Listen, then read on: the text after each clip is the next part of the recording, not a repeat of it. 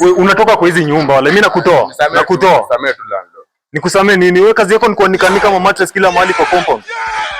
Hizo mattress ni za nani? Si zangu lakini. Stima ndio unatumia vibaya, si ndio? Wewe kwani wanga unatumia maji na watu wa gani? Mimi tu pesa yangu. Maji na inakimbia kila siku. Shida nini? Kuna shida pesa. Wewe nimekupatia hadi mwisho hii wiki. Nisipopata pesa na kutoa. Pesa ndio nalipa. Nipate pia umeleta wasichana hapa hivi. Kuna tabia mbaya, very useless boy.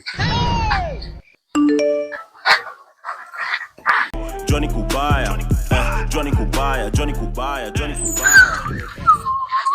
Ainaje chape?